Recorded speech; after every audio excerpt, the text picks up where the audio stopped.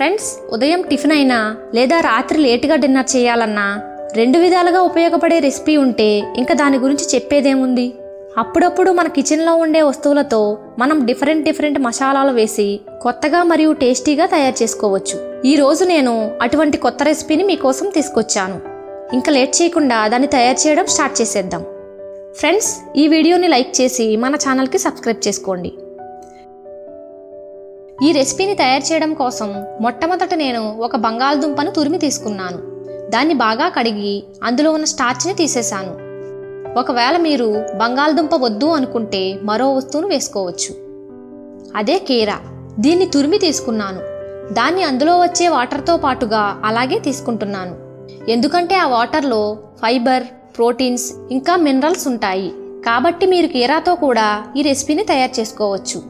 కానీ బంగాళదుంపని యూజ్ చేయడం వల్ల మనం చేసే స్నాక్ చాలా క్రిస్పీగా వస్తుంది. ఇందులో ఉల్లిపాయ మీడియం సైజులో కట్ చేసి తీసుకుంటున్నాను. అలాగే ఇందులో క్యారెట్ని తురిమి తీసుకున్నాను. కారం కోసం 3 పచ్చిమిర్చిని చిన్నగా కట్ చేసి తీసుకున్నాను. మీరు పచ్చిమిర్చిని మీ టేస్ట్ ప్రకారం తీసుకోండి. చివరిగా కొత్తిమీర వేయండి. కూరగాయలన్నింటిలో వాటర్ ఉంటుంది. అందువల్ల మనం ఇందులో ముందుగానే వాటర్ వేయకూడదు. అవసరమైతే తర్వాత వేసుకుందాం. ఇప్పుడు ఈ కూరగాయలన్నింటినీ ఒకసారి కలుపుకోవాలి. ఇప్పుడు ఇందులో 1 కప్పు గోధుమ పిండిని వేసుకోవాలి. ఇది నార్మల్గా మనం చపాతీ కోసం యూజ్ చేసే గోధుమ పిండి. అలాగే 1/2 కప్పు శనగపిండిని వేశాను. మీరు కావాలనుకుంటే ఈ రెసిపీని పూర్తిగా గోధుమ పిండితో కూడా తయారు చేసుకోవచ్చు. అప్పుడు కూడా ఈ రెసిపీ చాలా బాగా వస్తుంది. కానీ శనగపిండిని వేయడం వల్ల మన ఈ స్నాక్ చాలా క్రిస్పీగా వస్తుంది. ఇందులో ప్రోటీన్స్ కూడా యాడ్ అవుతాయి. ఇది ఇంకా హెల్దీగా తయారవుతుంది. కావాలంటే దీన్ని ఒకే పిండితో కూడా తయారు చేసుకోవచ్చు, లేదా రెండింటినీ కలిపి తయారు చేసుకోవచ్చు. అది మీ ఇష్టం.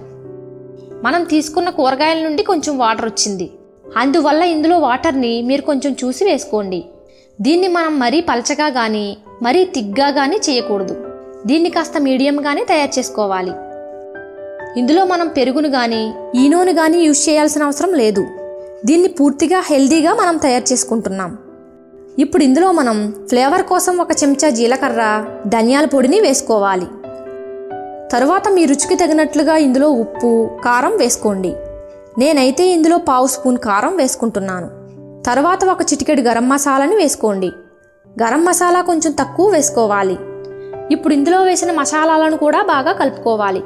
ఇప్పుడు ఇందులో మనం ఎక్స్ట్రా వాటర్ పోయాల్సిన అవసరం లేదు. సరైన కన్సిస్టెన్సీలో ఈ బ్యాటర్ తయారైంది. దీన్ని ఇలాగే తయారు చేసుకోవాలి.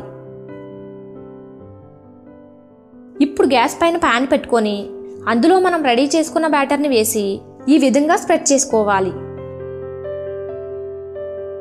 నేను ప్యాన్లో ముందుగా ఆయిల్ని వేయలేదు. పైనుండి స్పూన్తో ఆయిల్ని వేస్తున్నాను. మీరు కావాలంటే ఇందులో నెయ్యిని కూడా వేసుకోవచ్చు. ఇప్పుడు 2 నిమిషాల వరకు మీడియం ఫ్లేమ్లో మనం దీన్ని ఒక సైడ్ కాల్చుకోవాలి. తర్వాత దీన్ని మరో సైడ్ కాల్చుకోవడానికి మీరు ఆయిల్ని మీకు కావాల్సినట్లుగా వేసుకోవచ్చు. ఇక్కడ మనం ఆయిల్ని చాలా తక్కువ క్వాంటిటీలో యూజ్ చేస్తున్నాం. మీరు వద్దనుకుంటే ఆయిల్ వేయకపోయినా పర్వాలేదు. నాన్ స్టిక్ ప్యాన్ పైన ఆయిల్ వేయకుండానే చేసుకోవచ్చు. నేను ఈ రోటీని కాస్త క్రిస్పీగా చేయడానికి తక్కువ ఆయిల్ని యూజ్ చేశాను. మన ఈ రోటీ ప్యాన్కి అంటుకోవడం లేదు, అలాగే విరిగిపోవడం లేదు. ఇది 2 వైపులా బాగా కాలింది, అలాగే క్రిస్పీగా తయారైంది. ఈ బ్యాటర్ అయిపోయే వరకు మనం రోటీలన్నింటినీ ఇదే విధంగా తయారు చేసుకుందాం. ఎప్పుడు తినాలంటే అప్పుడు వీటిని వేడిగా వేసుకోవచ్చు. ఫ్రెండ్స్, మీరు కూడా ఈ టిఫిన్ని ఇదే విధంగా తయారు చేసి చూడండి. తరువాత దీన్ని మీరు చట్నీతో కానీ లేదా సాస్తో కానీ లేదా అలాగే కూడా తినచ్చు. ఇవి చాలా రుచిగా ఉంటాయి. అలాగే ఇది హెల్దీ అండ్ యూనిక్ రెసిపీ. ఇది టేస్ట్ పరంగా కూడా చాలా బాగుంటుంది. ఫ్రెండ్స్, మీరు కూడా ఈ రెసిపీని తప్పకుండా ట్రై చేయండి. ఇది మీకు ఎలా వచ్చిందో నాకు కామెంట్లో తప్పకుండా తెలియచేయండి.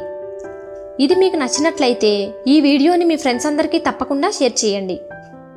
ఈ వీడియోని లైక్ చేసి మన ఛానల్కి సబ్స్క్రైబ్ చేసుకోండి. Thanks for watching.